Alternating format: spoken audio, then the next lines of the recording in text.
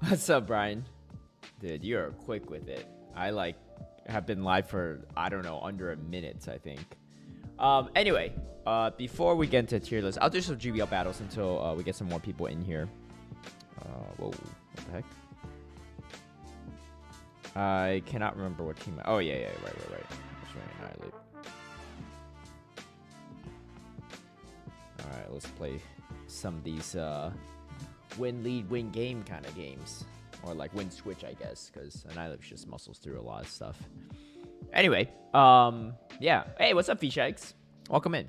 I won't have cats on my cat cam, but I don't know what else to put there for now. My cats are at my new place. I will be moving. Well, I've been moving, but I'm fully moving out mostly tomorrow. So next time you see me stream, it'll be at a different place. Hey, thanks, Jude. Could have done better, but it's okay. I didn't really practice much because I was just GBLing all week. But looking back on some of my plays, I had plays into like everything actually. Even the game I led, Carbon hit the Claydol. That was actually quite winnable, but I unfortunately just did not play it so well. Oh, they went Aquatail. Interesting. All right, they're at 2 now. Oh wait, no. Yeah, they're 2. Right, let's do Aquatail. I'm gonna just catch the crunch. 3, 4, 5. Oh wait, what? They just go Aquatail again? Oh wait, no, I miscounted. Wait, how did I miscount that so badly? Huh. Okay. Well. Oh shoot, that's not good. I couldn't get the ratios off. Wait, what? How did I miscount that? Oh, right. Because they threw... Wait, hold on. I don't know. I miscounted there somewhere. It's not good. Man, if I only got the Rage Assault, that would have been nice. Okay, we have a Zimmer on the back, which should be pretty strong into most things, honestly. I'm going to farm up a little extra here. Ooh, that's not ideal. Yeah. Let's see. This new season looks interesting, though. I'm looking forward to it. I did not play this game well at all. Like, not on point with any of my accounts, actually. Oh, really?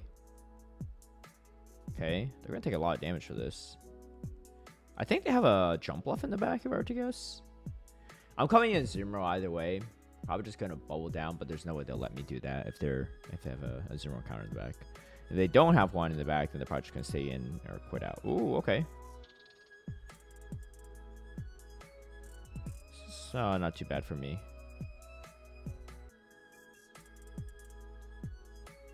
I will shield once. Well, I can only shield once at this point. Nice. We get the acrobatics. Had a feeling it was a jump bluff in the back. I'm just hoping they don't have Skull Bash. If they do have Skull Bash, it's not ideal, but... Alright. Okay. Let's see how much this does. I don't think I could really get to another Ice Beam anyway. Yeah, let's just go for it. I don't really want them catching. My win count here is probably just bubbling down at this point. Can they really get a Skull Bash off here? I don't think they can. I didn't want to really farm up too much NG. They're going to get to Sparkling Aria for sure. Okay, that's a Sparkling Aria, but we should survive it. Man, not getting that Ratio Assault really hurt me there. I should just blind through it, honestly. Yeah, we're fine. Okay. A lot of misplays there, but we find a way. Yeah. Did I miss the tier list? No, not yet. I was just doing some GBL battles. This is actually why I was doing it, so that when more people come later, they don't miss the tier list. I'm just finish out the set, so I got 4 more battles. But yeah, drop your hot takes for the tier list. I have my own thoughts. And I know a lot of people always... I mean, I'm not always right about my tier list ideas and stuff, but there's some people that just like last season, there were a lot of people really hyping up Dusknoir, and that thing had no play in Open Great League. Like, it had some play in Retro Cup for sure, right? But, yeah, no, it was not like the Ghost type of choice throughout the entire 3 months at any points. Dusclops had some utility, though, by the end, for sure. But Dusknoir was just way too frail.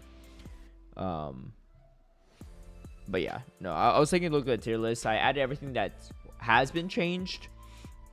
And then ooh, that is not a good lead. And then I also added stuff that's impacted by the changes, as well as like the current meta Pokemon. Okay. If I could flip switch, that'd be nice. Okay. I'm gonna shield once. This Carbing's gonna be pretty nasty. Do I double shield here? I don't know. Annihilate without shield seems pretty bad. But yeah. I wonder if they double shields. Okay, they shield once. I think I don't know. They let some energy go through. Right there. I wonder if I could bubble this down. No, that's way too hard. I might actually just shield this. Screw it. There's no way they come back in with Malamar here. So I see their third. Okay, that's fine. We have a lot of energy. Maybe they have a Drapion on the back? That'd be fine with me. Okay. Oh, wow, they actually do come in Malamar. That's kind of crazy. Well, we 100% just throw play rough here and see what happens. If they shield this, that puts me in a really good position. Nice, nice. That's really good. Yeah, because this energy is going nowhere into my Carbink. They might go for a combo play, though, later. Oh, we get it off. Oh, my gosh. That's so greedy. That's so greedy by them. Yeah. Yikes. Oh, okay. Nice. That's a good lead. Or a good matchup. Nice. Oh, wait. Well, it doesn't matter if they have Hyper Beam. It's going to do no damage. I was going to say, what if they have Hyper Beam? But we're chilling here. Yeah, fighting for a Switch here was absolutely the right call. They're pretty weak to fairies in general, though. Okay, we 2-0 here. This seems good, though. If you haven't had hit Legend yet, or you're still trying to climb or whatever for the next rank, give this team a shot.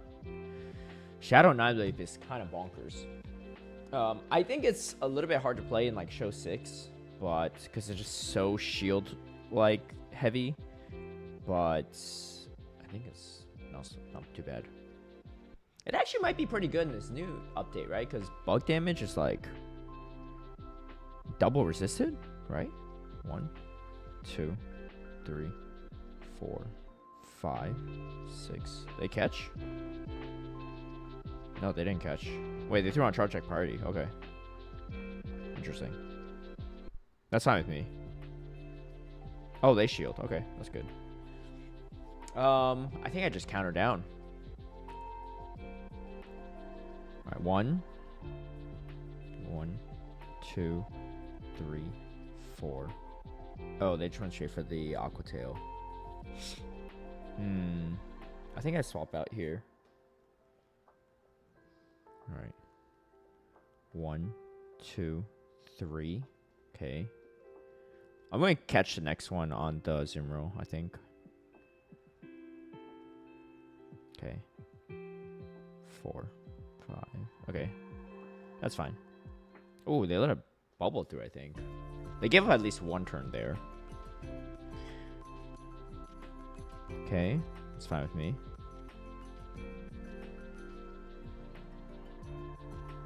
I just want to take this out. Wonder what they have in the back, because Feraligatr not that great into a Zimro either, especially the non-shadow, and I'm not even debuffed. So that helps quite a bit. Oh.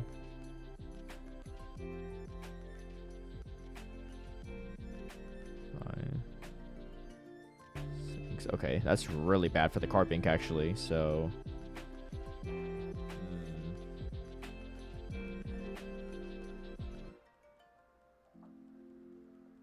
Alright. They have a lot of energy here. If they come in Carbink, I need to come in,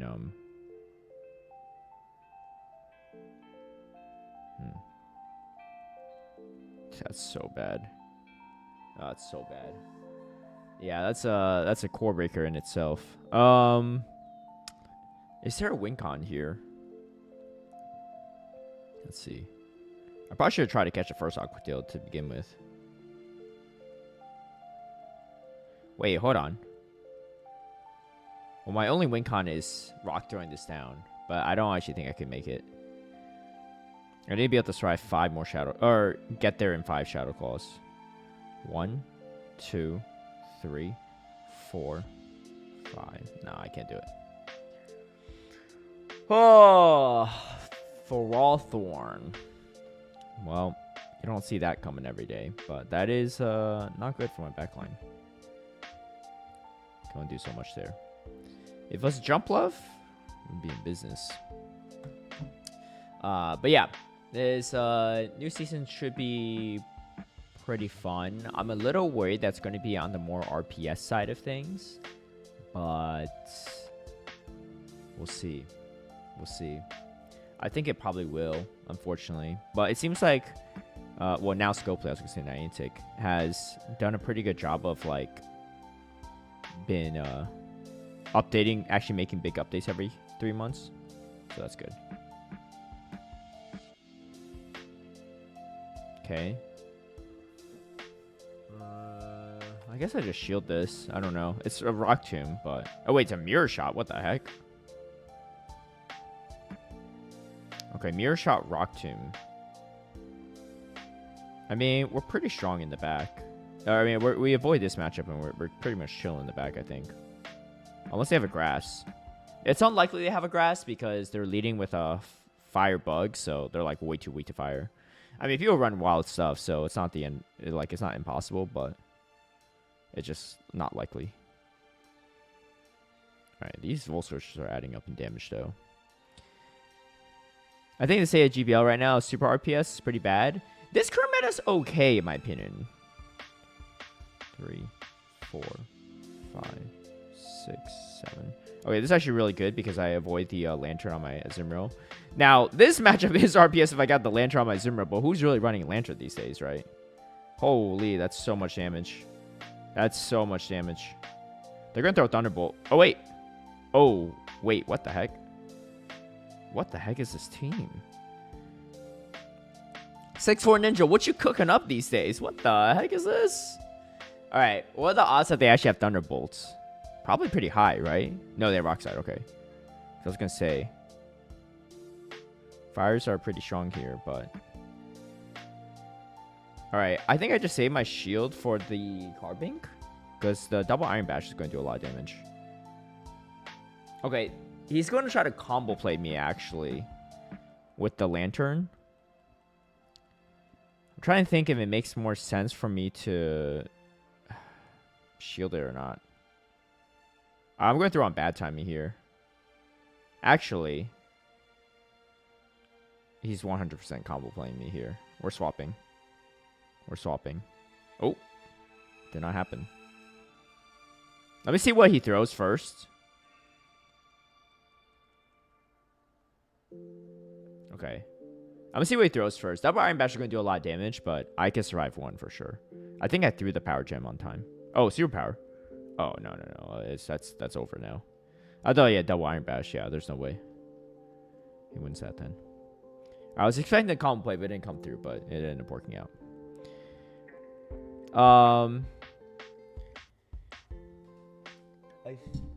Is it true that the sale to whatchamacallit happened today in Pokemon Go? Yeah, I think it's official now that Scopely now owns it. It might just be my ELO range. I was in the 2800, which dropped so many matches. 2300s, 2600s is bad. Yeah, it's possible. I will say this too, right? And I haven't seen your matches, so I don't necessarily know.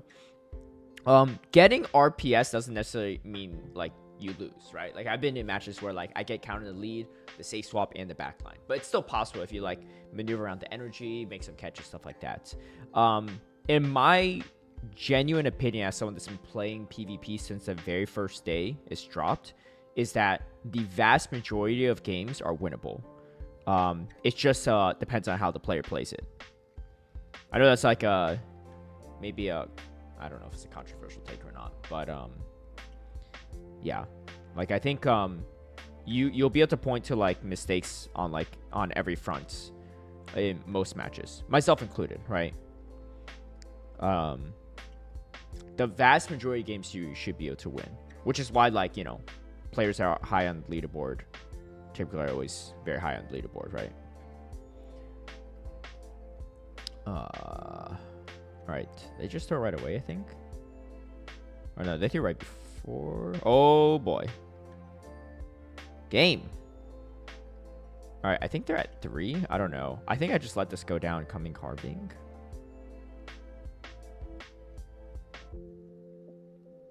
Oh, we catch. Okay, that's good. That's good. That's really good. Dude, I'm lagging though, which is not ideal. Yeah, I get it. Yeah, no kidding, is a weak connection. What the heck? Oh wait, hold on. My Raptors are coming out very slowly, but this is okay. Yeah, that's why I always recommend, if people ever want like send me footage and stuff, just submit like 2 sets through my critique corner. Happy to like take a look at battles and see like what are things that could be improved upon stuff. Oh my gosh, dude, this lag is killer. What is happening right now? Oh man, I'm throwing like 1 rock throw like every like 3 rage fists. I don't think it's that extreme. But yeah, I think yeah, in GBL too, that definitely does occur at times. I don't know if this is a throw or not, but I don't think I could let them farm me down.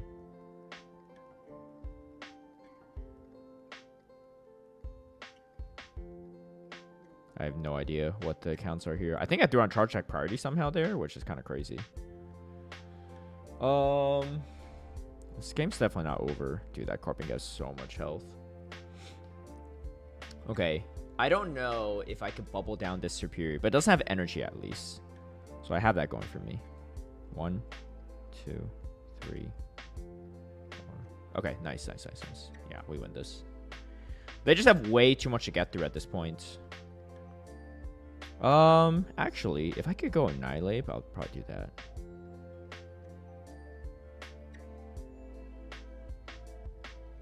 Yeah, I get there before them. Dude, this game is super laggy, though. What the heck? Now, this lag is saying, yeah. But we're winning it somehow. Sometimes you just gotta muscle through, like, in the most literal sense. Not even just the Shadow Annihilate sense. Dude, with all that lag, and we still 3-balled them. Man. It's, you know.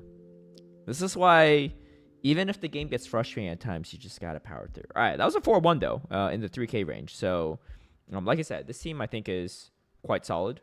And yeah, we'll get into the tier list actually, right? Because we have more people here now. So, feel free to drop any takes you all have as I go through the tier list.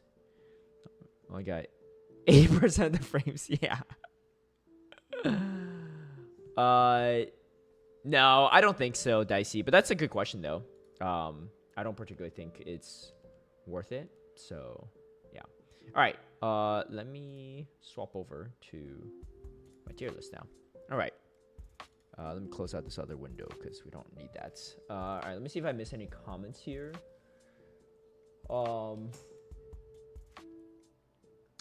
Yeah. I mean, I think GBL too. Like, there's definitely like you know, toxicity of RPS nature to it that you just cannot replicate in a show 6 format in most situations. But I did face someone in Portland actually with this team was wild. It was a Bastiodon, a Superior, a Claydol, a Unova Stunfisk, double ground, a Lapras, and a Wigglytuff. And this person like RPS against like the #1 seed in my bracket in like round round 2 I think. Yeah, it was kind of crazy. And then also like took out a number of players before they faced me. But I'm the Bastion master, and I also had my own Carping. So, but my Corviknight was stupid strong into the team. So Corviknight actually beats Bastion, which is kind of crazy. So as long as I avoided Corviknight from the Unova Stunfisk, I would have been fine. And he didn't end up bringing Unova Stunfisk ever, so it worked out. Yeah, but that does happen even in official tournaments at times, which is kind of nuts. But hey. We have 4-balled them if we didn't lag. Hey, what's up, Andrew? Charizard's going to be sneaky? I think so. I actually don't have that on my tier list, and I might regret that, actually. But, yeah, we will... I'll consider it.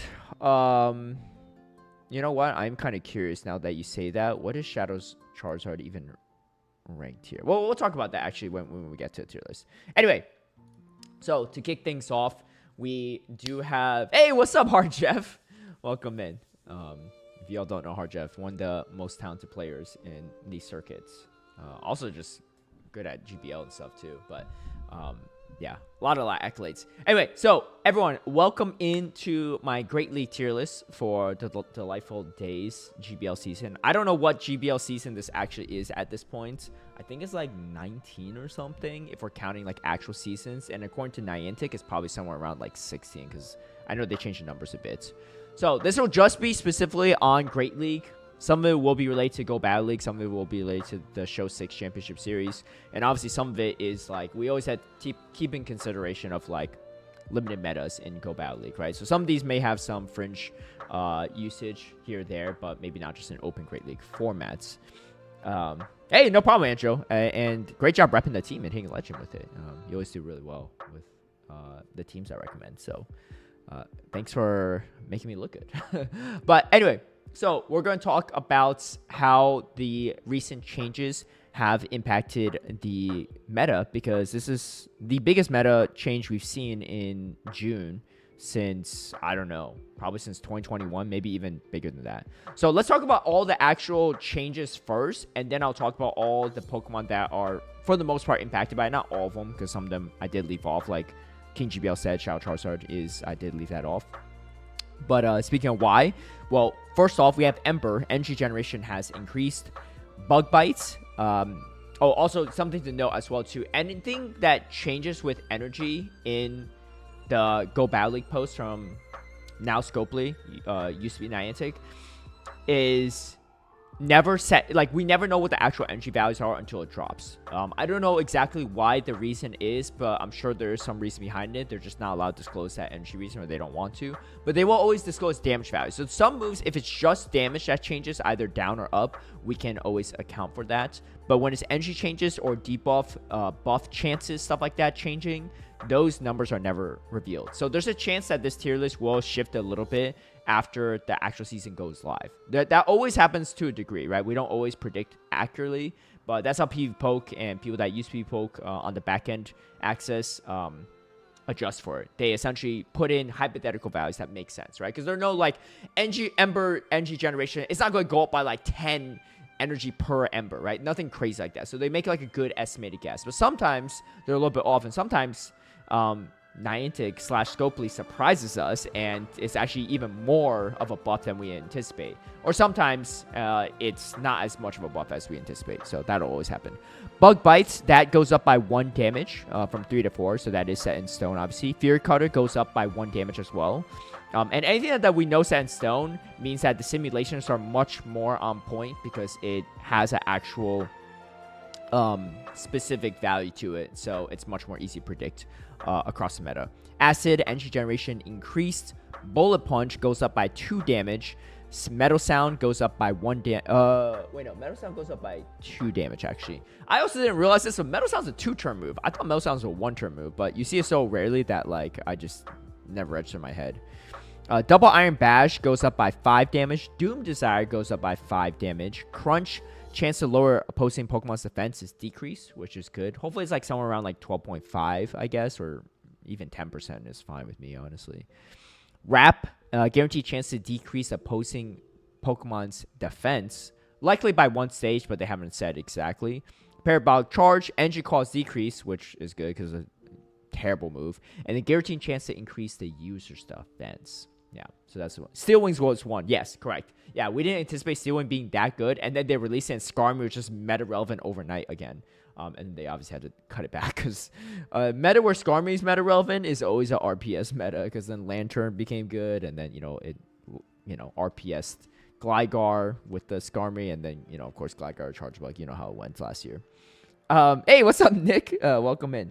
Araquanid's time has come. Yeah, Araquanid has always been prophesized to be good, but always was a little bit underwhelming. I think it had some moves that it should have been good on, but it just never got it. I forgot what it was, like Aqua Tail or Surf or something. I forgot. But I'm glad I built my Gliscod. Yeah, I got Veteran for the first time this season, and now I'm 3 out of 4 way through it. Yo, let's go. It's just a hellhole. Yeah, Rap sucks. Yeah. Lickitung, though, that bulk does not lie, but will it be meta relevant again? I don't know. We'll talk about that. All right, so here's some attack availability updates. These are Pokemon that already exist in the game, but then they've gotten access to new attacks, either fast attacks or charge attacks. So Golden Go gets charge attack Power Gem. Lunala will get fast attack Shadow Claw. Skeledirge will be able to learn fast attack Hex. Beedrill, Arbok, Nidoqueen, Nidoking, Tentacruel, Toxicroak, and Scolipede all get Poison Sting.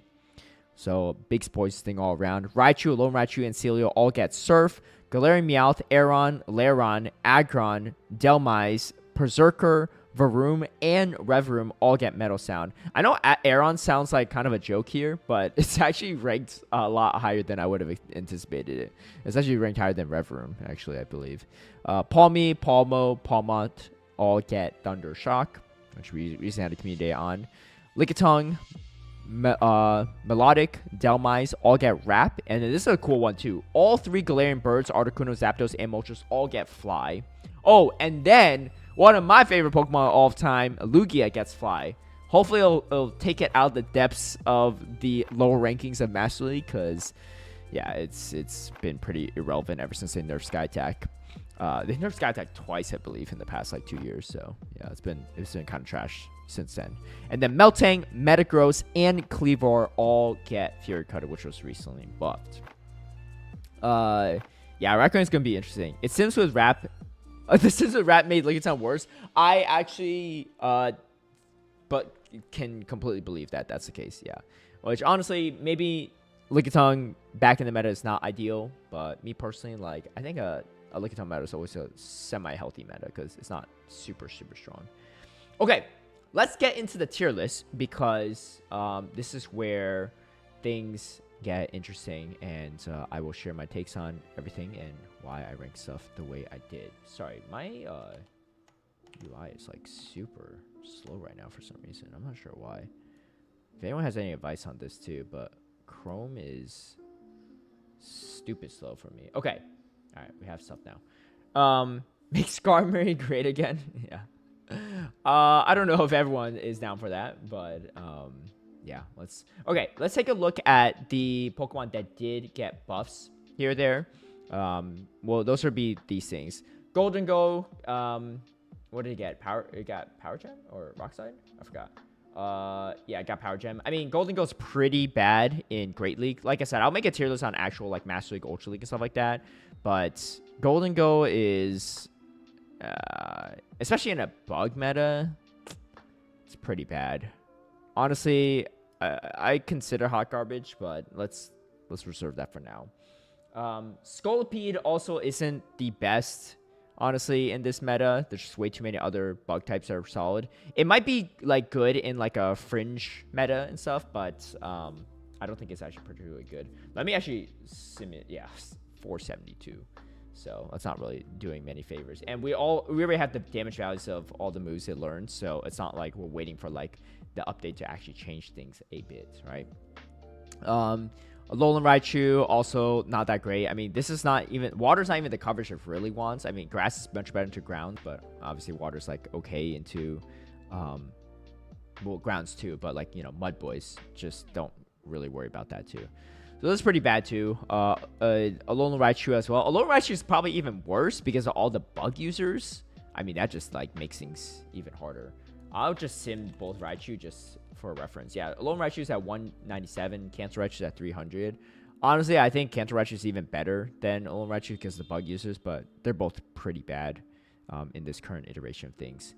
Celio is okay-ish. It's like not as good as, like, you might as well just use Lapras at this point, but you know, I mean, I can see how some people might make it work at times if you really want to, but I don't think it's actually going to be great.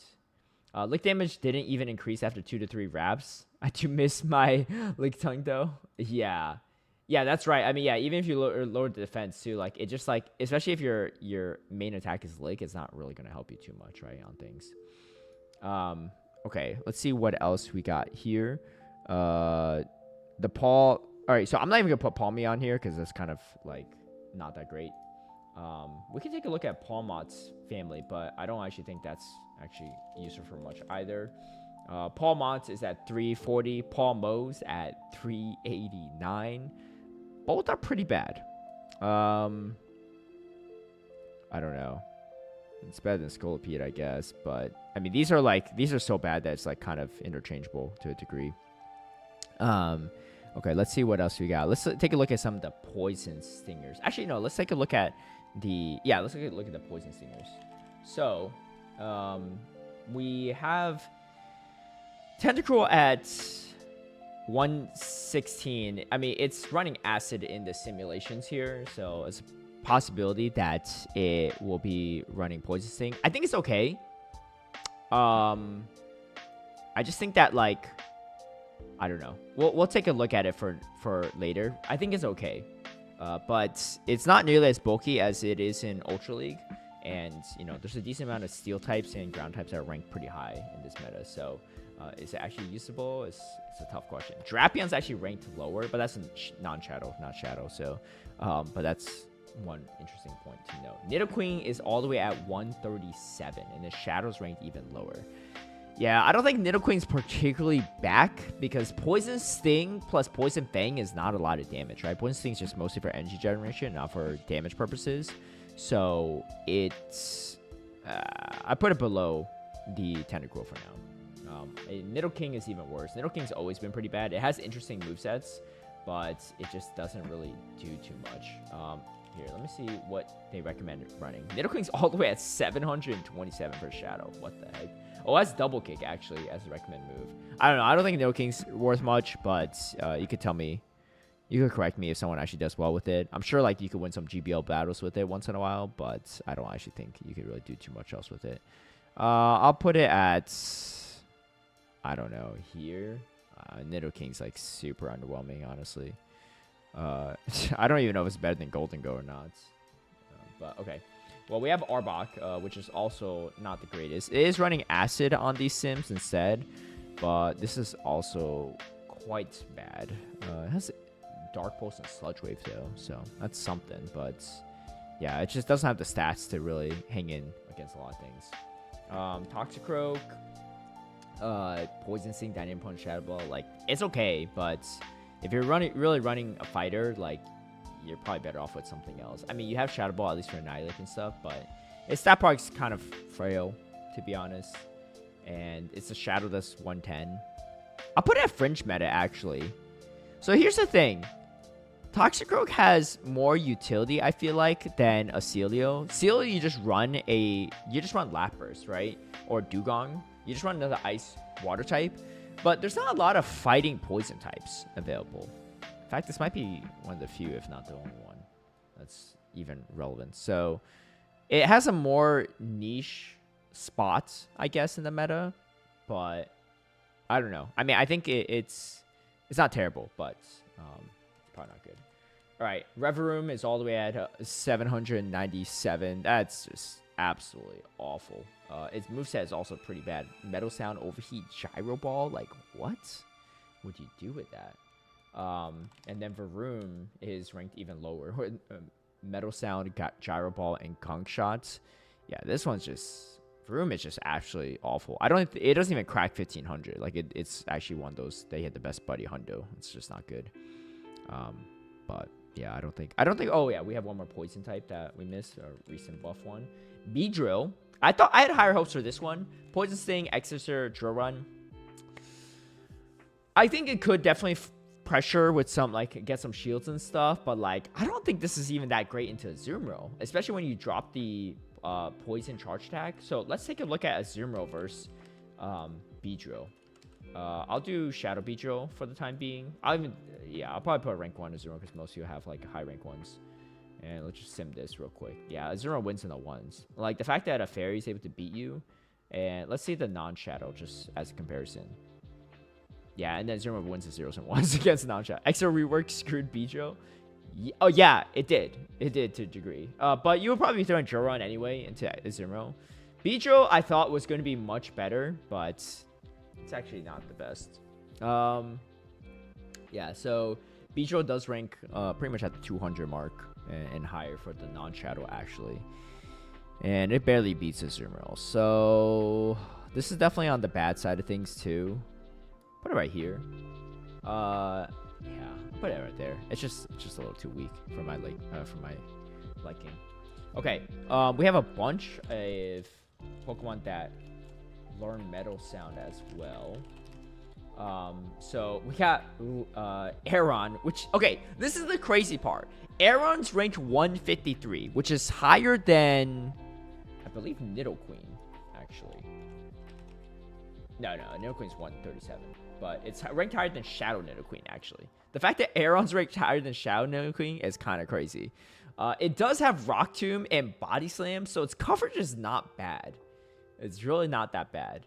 But it is ranked higher than Aggron, even. This is just like a weird pick, but I can see how it might have, like, I don't know, a little spice potential. Lairon's ranked higher, Metal Sound, Rock Tomb, Body Slam. I think it's just like slightly bulkier, so we'll put that there. And then Aggron's just pretty bad in this meta. Metal Sound, Rock Tomb, Thunder, like, it's just way too slow. You could go for some like Smackdown pressure, but like at that point, like, you might as well just run a Bastion. Like, it's the same type, right? But way less bulky. JK about Skarmory, but just curious, what do you think about Skarmory with the current fast moves plus fly intro run? Wait, like if they gave Skarmory fly intro run, that'll definitely make it relevant. Maybe not super relevant because I think they nerfed Steel Wing, right? Steel Wing's just not as good as it used to be. I don't know, or maybe they just nerfed the Sky Attack. I think it's 100% going to be way better. I think it will have some slight contention on if you run that over Corviknight, because Skarmory just has really polarizing matchups and like it just like walls off so much, right? Yeah, but let's please not do that. Yeah, Lantern coverage, Skarmory. Okay, I will say if it gives it Lantern coverage, it does make the meta a little bit less RPS. But the problem with Skarmory is it just like walls off a lot of things, right? Like it walls off. The thing that Corviknight did better for the meta, I guess, better for the meta than Skarmory did is that it doesn't have any fast attack pressure, especially against grass types and like jump bluff. So you can't really sand attack stuff down. You have to dump energy. Whereas Skarmory's benefit is that you could just Steel Wing or Air Slash things down and come out with a bunch of energy. And the saving grace for Skarmory before was that you only had flying coverage, so you could at least wall it off with the energy that comes out with. But if you have like almost perfect coverage for flying and ground, then you can't really even wall off the energy, and that makes it a lot harder. Yeah. But yeah, if in the bizarre world, if we do get that, then yes, Skarmory will be meta relevant all over again. Okay, let's take a look at some of the other Metal Sound users. We got Bronzong. Oh, actually, let me talk about Bronzong later because it's not one of the newer ones. Berserker did get it, but Berserker's still simming Shadow Claw at the moment with Close Combat Trailblaze. The fact that Berserker's ranked lower than Aggron's kind of crazy.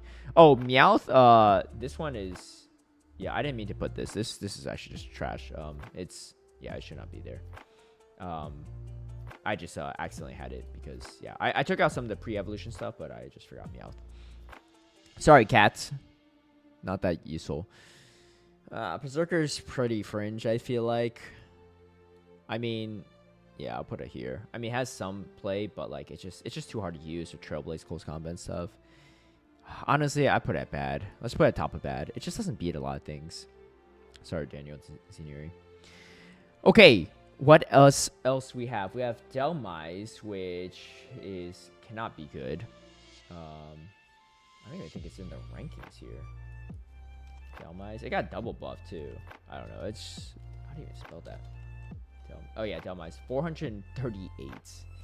It has Shadow Claw already, so it probably wouldn't even run Metal Sound. Power Whip and Wrap. That's a pretty bad Pokemon. I have never tried using it, but I don't think it's worth trying. We'll put it here. I think it has slightly better coverage than Repharoom, but Repharoom's also hard to acquire too because you can't really get it from hatched IVs, I think. Or I think you have to like reroll under, but not the best there. Okay, let's take a look at Lickitung. Lickitung with it's still recommending Body Slam because it's just not as Rap's just not that great in a lot of instances. So I will actually, yeah, unfortunate. I mean, I'll put it at fringe. It's not great. The fact that Aeron... okay, no. Let's give it a little bit more respect than that. I think the problem with Lickitung is you just run a different normal type. But it... Yeah. It's essentially old Lickitung. It's essentially old Lickitung. These two are probably interchangeable. The gimmick with Delmise doesn't translate to Go because its ability in the game is meant to boost its Steel-type moves. Oh, yeah. Yeah, maybe one day we'll have a little more complicated battle system, but for the time being, some of these Pokemon just can't really do much. Like Shedinja, right? It's like completely useless in Go. Not to say that it would be good even if it has like abilities, but you know. Okay, and then this Skeletor's also got Hex. So I can't remember if I mentioned that earlier or not. I might have forgotten it. But yeah, so it's still like probably gonna run Incinerate in most instances, but Hex is another alternative. I don't think it's good anyway, but I don't think it's bad. Okay, so being a ghost type as well too, it's going to double resist bug damage, which is kind of nice. I just don't think it has as much pressure as the other fire types, but it might be okay. It might still be okay at times. I think it's just kind of hard to use. Again, I'll put this below Toxicroak mainly because there's other fire types, especially Incinerate users, that are pretty solid, whereas there's not a lot of unique coverage like the Toxicroak. So that's the main reason why. All right, Melodic, another rap user. This one's ranked in the 500s. Yeah, it's not great. It does have rap now, which is slightly better coverage, but then like throwing like a Hybrid Beam, but it is not good. I feel like I'm doing Berserker a little bad here. Oh, I'll move it up there for now.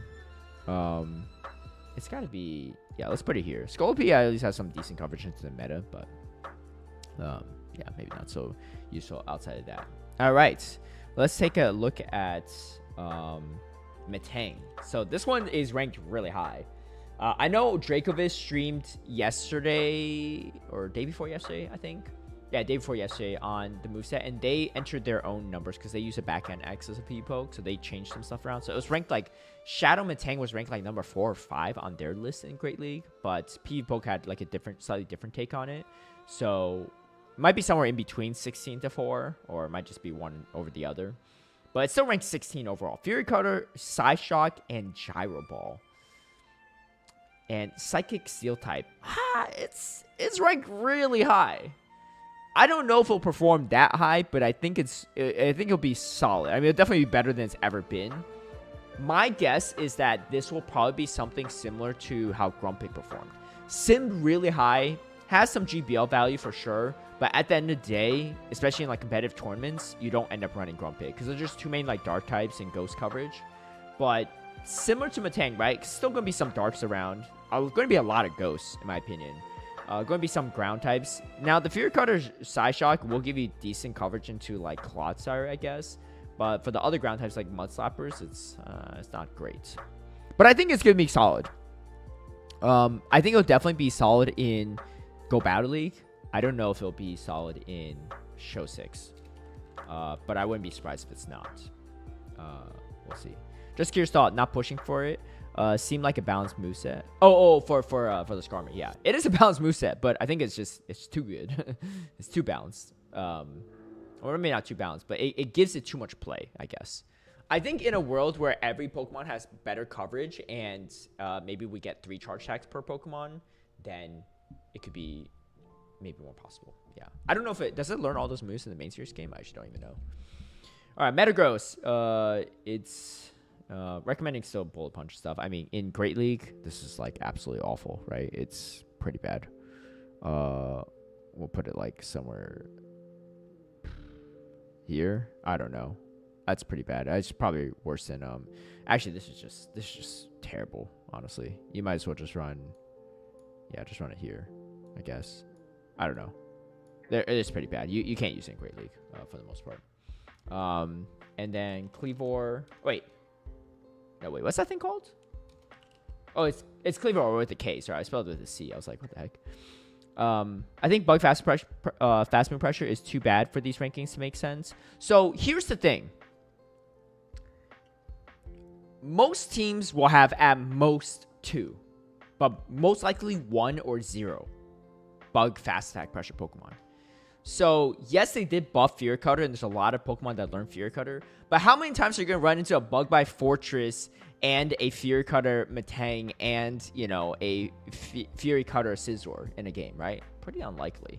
You know, so I think that's why, like, these Pokemon, even though they're weak to things that got buffed, the odds of you running to multiple of it is, like, kind of on the lower end, right? I guess, like, one example is Galarian Corsola. Hard walls by pretty much every normal type, right? And pretty much every normal type beats it. I don't think there's a normal type that doesn't beat it. But it's still one of the strongest Pokemon in the meta. I mean, this season it doesn't seem as much, but I still think it's pretty strong. It's still going to be strong next season for sure. And that's just because, like, it's something that's crazy bulky and then has so much neutral play. And yes, a hard lose stuff, but outside the hard losses, it's really, really strong, right? Obviously, Metang is not really comparable because it doesn't have near as much bulk as a Galarian Corsola, which is why I wouldn't put it as high. But yeah. You won't because more than half of the time, the fast move pressure will be resisted. I'm not really sure. Wait, what's that referring to? Galarian Corsola is Ghost Fairy, Flying, and Poison Bug resist Bug, so it's like 70% of the meta. Oh, I see what you're saying. You're saying Bug types won't be as good as projected. Yeah, that's possible. I mean, so let's take a look, right? So Fairy for sure, right? Ghost type for sure. I mean, I think why Metang's ranked so high is because of typing too, right? Steel typing is so defensive. So even if you have throwing resistant Fury Cutter, it might not be absolutely awful, right? But Ghost, yeah, for sure. And then Flying and Poison, yeah. Corsola's cooking next season? Yeah, I believe so. Raikon's very fine though, so that one should be meta. Yeah, I know Nick's big on the bug waters here, which I don't blame. All right, Cleavor, Fear Cutter, Exorcist, or Stone Edge. It's not good. You might as well run like Scizor or something like that. It's just pretty bad. A lot of these bad picks honestly could be like put it here, I guess. I don't know, it's just not good. All right, and then to cover our last few things. Oh, Lunala. I don't even know if it's possible to get this under Great League. I don't think it's possible actually. This is just like. It's actually impossible to get. Let's say if it is possible, it's just impossible to get, I think.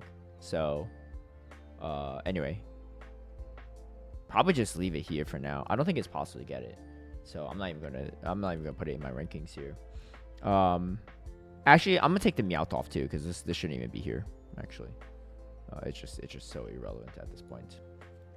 Okay, Articuno, Galarian Articuno. We'll start with that one. Cycle Cut, Fly, Brave Bird. A lot of double fly coverage, but it's not great. I mean, I've definitely lost to these before, but it's not good. Let me put it here. Moltres is definitely going to be the best of the birds. Ranked 65 overall. Sucker Punch, Fly, Brave Bird. You can honestly run it with Ancient Power too if you really want to. Oh, wait, no. I remember this. Fly and Ancient Power. Okay, so if Ancient Power is super effective and Fly is neutral, Fly is still, I think it's still the more efficient move to throw. All right, so let's take a look here. We'll use a Zoomer as an example because both are neutral, right? So Ancient Power. All right, so Ancient Power will do 45 energy, 0.73 DPE. 45 energy, 1 point. Oh, no, this is not a good example. So obviously, Fly is a more energy efficient move, right? They're same energy. But let's look at something that, what takes super effective? Okay, what do you call it? Typhlosion example, right? So it's super effective with Ancient Power, neutral with Fly.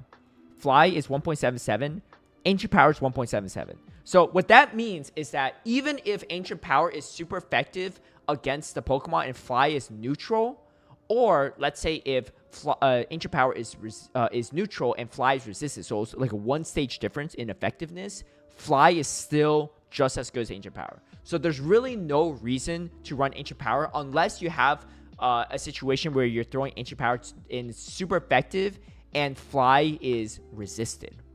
And I honestly can't even think of any examples there.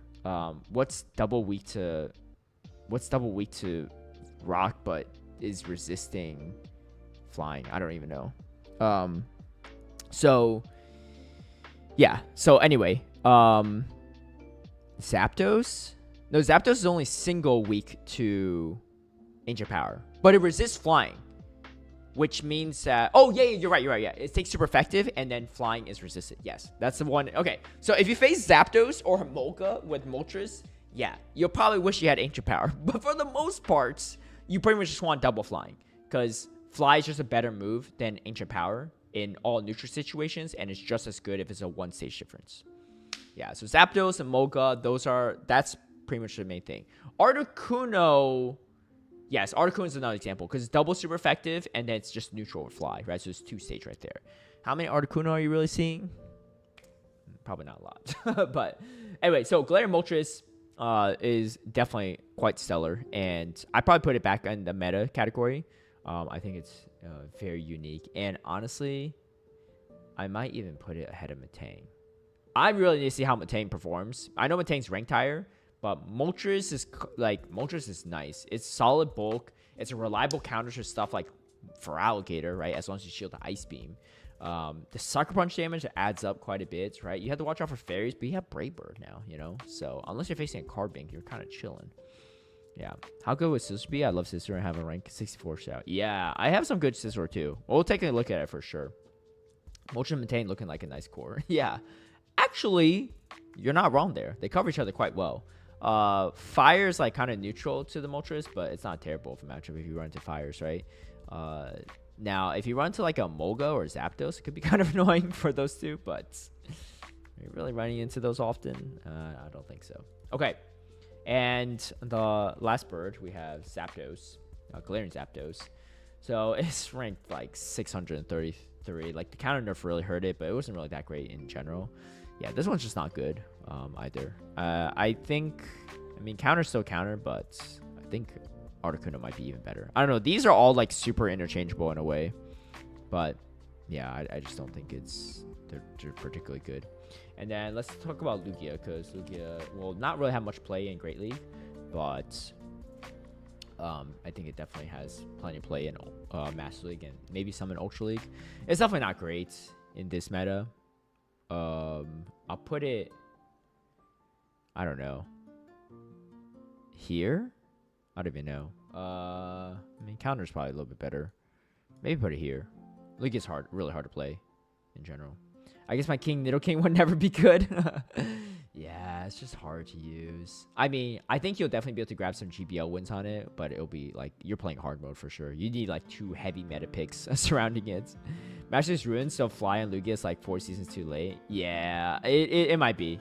It might be. But it is bulky, but there's just so many things that beat it now too. Like now we're gonna have the crown form soon, but also the double Kyurem and the Necrozma fusion forms are all pretty strong.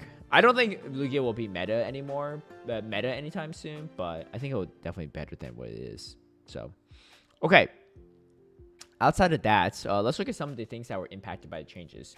Starting with Jirachi, Doom Desire did get buffed, but I think this is honestly still pretty bad.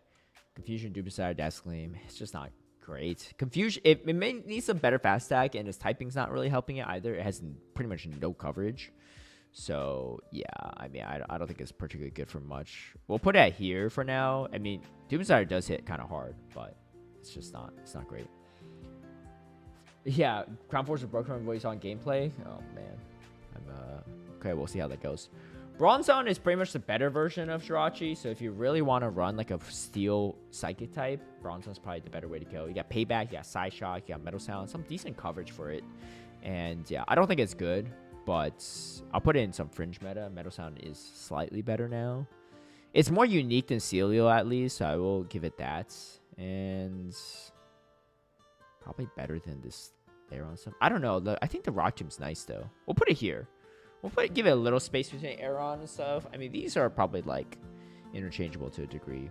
Honestly, is Lairon better than Lickitung? No, let's just put that for now. Both official and official. Yeah. Okay. What else got changed that I should probably address before we go? Okay, let's take a look at the Araquanid and the Bug Bite users. Arachnid, number 22 on the rankings. Bubble Beam, Water Pulse, Bug Bite. The Bug Bite damage is nice.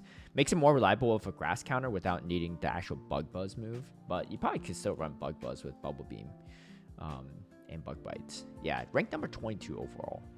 That's kind of nasty. I think the tough part is how often are you going to run into use this over like a Fortress, right? Because Fortress is going to resist the bug damage, but the downside of Fortress is super weak to fire, whereas obviously Arachnid isn't. It's only taking neutral there. I think it's a little bit worse than Golisopod. So that'll be like the big factor there, because Golisopod's number 6. It's pacing just so much faster. I think Golisopod's just a lot better. I think... How do I put this? I think it could be meta. It's much bulkier, and it has a way more reliable matchup versus like a Lapras, right? Whereas Golisopod's kind of on the weaker end. I'll put Golisopod higher up, though. I don't know if it's like super meta. It's ranked 6 overall, but it's easier to deal with, in my opinion. Vespiquen went down on list, but it says running... No, I don't think Vespiquen would be good, unfortunately. Yeah, it wasn't even... Yeah, it's just way too weak, I think. Bug Bite or Poison Sting, it's a little bit too frail. Scizor, though, has Bullet Punch as well, and Bullet Punch got buff as well. But it has Fury Cutter, too, so there's a lot of options. I think it's definitely on the more spicier end of potential options, but I can see this thing kind of being super annoying to deal with, especially in Go Battle League. So I'll put it here. Gotta start walking and trading Vegeta. Yeah. Oh, yeah. Rank 1 Ultra League Fortress. I have a rank 2 Ultra League Fortress that I have not made yet. But Catcher season? Maybe. I mean, but because there's so many bugs. Oh, wait. I already had Glaring Moltres there, so I'll leave that down here. Because we have so many bugs, it is going to make some of these fire types much stronger, too. So, something to watch out for. Any other Bug Bite users? Oh, Ariados actually got the Poison Sting buff, but Ariados is kind of like 2 seasons ago at this point. It's not as good as it used to be, for sure, but there's just better bugs, in my opinion. I'll put it here. Honestly, maybe I'm giving Toxtricity too much credit. I should probably put Toxtricity a little further back, like here, maybe.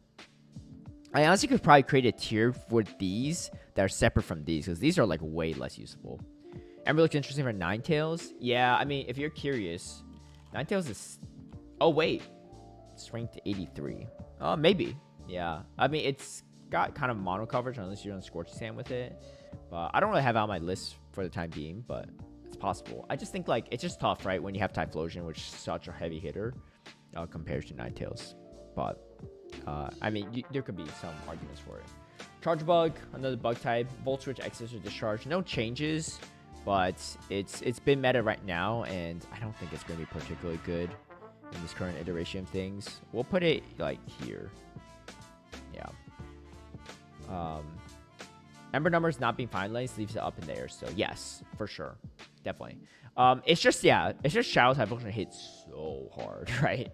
It just hits so freaking hard. That's the tough part. And so here's the thing with Ember, right? Its energy generation is increased, so unless it goes, like, super quick with it, I think also, like, if Ninetales ends up being good because Ember's really good, then Charizard will probably be the better Ember user. That's my guess. Because Charizard just has, like, I mean, you're only taking neutral from Scorching Sand, right? And Charizard just hits super hard and was priority against, like, most things.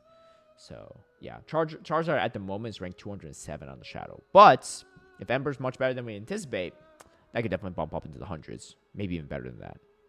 Yeah, I feel Niantic is over oofing too many moves. Over buffing too many moves. Maybe. We don't have the full numbers yet, so we'll see. They've pretty much not nerfed anything but Crunch this season. So, but I don't hate this approach because it also makes it so that you're like, it kind of like to neutralize some of the power. It's just like helping neutralize the power creep. Because if you nerf things and buff things, then you create a bigger discrepancy. Whereas if you keep buffing things, then it starts catching up to the top of the meta, right? Like Matang, we would have never guessed would be meta relevant. But because they buffed it enough, it's meta relevant, you know? But they didn't have to nerf Azumarill for it, right? Yeah. Surprised they didn't touch Jump Bluff, yeah. Yeah, but there's definitely power creep. This entire year since Worlds last year, since September, like, 1st, whoever, till now, has been, like, this is the season of powering stuff up, right? There's just power creep after power creep. I don't know. I don't really know. Nurture your old investment. That's true. Yeah. Yeah. I mean, yeah. Like I think they did a little bit too much nerfing, I think, in September. And I would honestly be happy if they, like, rebuff Body Slam. You know, they can't rebuff counter because Annihilate is just way too strong at this point. But I'd be okay if they rebuff Body Slam and Rock Slide. So what? Let people run a Vigoroth with a nerfed counter. It's not going to be that relevant, you know. I think I wouldn't be surprised though if down the road they do some of that, but at the time being, they haven't touched some of the old nerfs that they've done. Speaking of nerfs though, Drapion did get the crunch hurt, but I think Drapion is still actually really, really solid. Yeah, this pacing's still disgustingly fast. And here's the thing, if ghost types are relevant, this is going to be relevant. And here's another thing, Mud Slappers may not be as good as they are with all these bug types around. And because of that, and especially Credility, right, because it's taking super effective from bug damage as well. And not only that, but they're also resisting the ground damage. If there's less Mud Slappers, Drapion is even safer. I'm putting it at the top meta, actually. Because here's the thing, what's the most reliable answer to Drapion at this point? Corviknights, like, it wins the 0 shields, but, like, it's uncomfortable because it paces so fast. Diggersby, you have to land a Scorching Stance. So you're going to chunk away one of its most reliable counters with Aqua Tails, which is kind of nuts. Drapion's going to be free to roam. It's ranked 87 Shadow, but I'm telling you right now, Drapion is going to be top meta. I guarantee it. Yeah, Shadow KOAC for sure, but all these extra bug types resisting it is not going to make it great. And also, even when Shadow Drapion was meta, so was even when Shadow Marowak was meta, Shadow Drapion was still super meta because you just have to dodge the Marowak and then you're good, right? So I don't think that will even change. And if there's less Marowak usage than before, then it's even better than it was from that September to December meta, in my opinion, where Shadow Marowak was really prominent. So yeah, I think Drapion is actually gonna be kind of nutty, That being said, let's take a look at some of the maybe other dark types. We got Umbreon, which has just been free falling a bit. Yeah, it's just, I feel bad putting it in a bad category. Like, we'll put it here. Like, it's super fringe. It's so hard to run Umbreon. There's so many things that resist dark or fairies or bugs at this point that it's just, like, not going to be a good time for it. Obviously in GBL, I think you can make it work once in a while, but they give Drapion the Vigoroth treatment after season. They might, yeah. Well, they nerfing Aqua Tail, Poison Sting, and Crunch. Santa Fortress is going to be a Drapion check. To a degree, but Fortress, like, you lose too much, I think, if you drop Earthquake, and you kind of need Rock Tomb. So yeah, you do beat Drapion, but all right. So let's look at it with Earthquake, right? Obviously with Sand Tomb it's a different story, but let's say with Earthquake you win all even shields. I guess you could probably go straight Rock Tomb now that I think about it, right? Let's see. If it's good enough to go straight Rock Tomb, I mean, that's a really good reason to run Fortress. But guess what? If you're running Fortress, you need some answer to fires. And outside of waters, your best answer to fires is probably Drapion. Spam away at the type, Talonflame. Yeah, okay. So Fortress is probably the new most reliable answer to this. And it's Bug Bite Rock Tomb. Fortress also gets hard to run, though, if Diggersby picks up in usage. And if Diggersby picks up in usage, then Drapion's much safer, right? Because you probably run Drapion Diggersby core now, right? So, to do it. And Diggersby is plenty solid into Mud Slappers. It doesn't even worry about most Mud Slappers. Need a Psychic rebuff? I would not hate that at all. Earthquake needed for the 0 shields. I guess you win it. You win going straight Rock Tomb. At least against a Shadow, against Drapion. I could be mistaken. Yeah, I mean, sim-wise is showing that. No, even the non-Shadow. So I guess Rock Tomb is plenty. But yeah, if you're only running Sand Tomb, then yeah, for sure. But most people will have some debuffed. When I face Umbreon, it's basically a free win, except it takes a while to knock out. Yeah. Oh, for other stuff. Yeah. You're right. Yeah. I do think Earthquake is kind of necessary for coverage. What's your thoughts on debuff meta? Do you think Rock Tomb and moves similar need nerfs? Well, let's take a look at that, actually, because I think you bring up a great point. I think it depends, right? Because the reason why debuff meta was really good is everything that had debuff stuff was really safe in this meta too, right? Like Claydol was just busted. Claydol now is only in the 60 ranked. I think it's still solid, but I don't think it's as good as it was before. With all these, I say with all these bug types, but again, most teams will have like 1 bug on it, maybe 0. So it's still, I guess, decently safe. It's just not as safe as it used to be. I think it'll still be meta, just not as meta. I'll put it here for now. I think it's still like okay. Credility though, I do think it's going to drop in usage. Credility is actually ranked higher than. Oh wait, Credility is running Acid in this iteration. Well, whatever PvPoke has simmed on for Acid, it might be pretty high up. But Credility, I think, is a little bit harder to run. Again, I don't think Credility would be bad. You just have to watch out for the bug type, and you have Rock Tomb for the bugs too. You know, so like again, it's just like yeah, you're gonna struggle into it. But here's the thing. What's going to be dropping in usage? Malamar with all the bug types. So then all the Malamar are going to be replaced by bug, which means that on most teams, you're not double weak. You're not weak to Malamar and the bug, right? Malamar's gone. You're just weak to the bug now. So I think Credility is actually also still pretty decent in this meta. Yeah. Acid is Shadow Claw.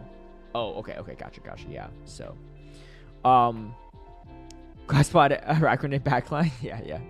That's a strong ABB right there. Glyspot safe swap maybe, or you can safe swap the Arachnid, but debuffing and trying to farm down from there is a little bit hard. I actually think Credility will still be fairly solid in this meta, but that's just my take. We'll see. Superior definitely will be dropping a usage bit because Superior is like what's winning against Malamar, but if they replace, let's say, Malamar as like the psychic counter with bugs, then Superior will drop a bit in usage. I think it's still good, but I don't think it'll be as good. Superior just does what Grass should do, right? It should just hard win a lot of these matchups. So, but I do think Superior will probably be a little bit harder to run, all things considered. Lapras, though, I think will be quite good still. So yeah, it's ranked 15 overall. This thing's kind of nuts. And throw on Skull Bash, and you have plenty of coverage into the water bug types. I think Lapras is still going to be top meta. Azumarill as well, too. I mean, let's talk about the waters, too. Azumarill's ranked 36. I think Azumarill's still going to be top meta as well. I mean, you resist everything Glyspot throws at you now. You're good into this, right? You're not... Like, you're good into this. It's... And you... I think Azumarill and Drapion Core is still going to be pretty king. Which is kind of crazy. Ground bug ever, for sure, yeah. Skull Bash over Ice Beam on Lapras? I think so. I mean, it depends on what you're running, right? Like, I always recommend, like, if you run, like, Blastoise, I think it might be solid because there's a lot of bug types now. I mean, it's simming kind of lower, on the lower end, but I actually think Blastoise might be pretty decent. And because of that, Blastoise, like, has better coverage than this, right? All these things. I think Blastoise is kind of nice here. I actually think Blastoise is kind of nice. I don't know about this Claydol. I think it's... Okay, I think Claydol is going to drop a bit in usage because of Moltres, but I think it's still... decent. Let's put Claydol here for now. This has much more play into Moltres, right? But Blastoise actually might be kind of solid. Jellicent might go crazy. Yeah, the thing I don't like about Jellicent is how bad... Like, it's not even that good of a matchup into Azumarill. It is simmed really high, though. It's at number 10. But I think Jellicent's a little bit harder to play. You know why I think Jellicent's going to be hard to play? Moltres and this guy. These two are still going to be all over the meta. So... I don't know. I think Jellicent is not as easy as play. I think in GBL will be solid. I don't know about for Show 6, though. Let's put this here for now. I think Blastoise might be even better. Is Charm Double Mudslap still going to be real? It's always real. Someone always finds a way to run it, no matter what it is. Steven Mason says, Caleb, would you know my gamer tag if I asked when you'll stream Among Us again?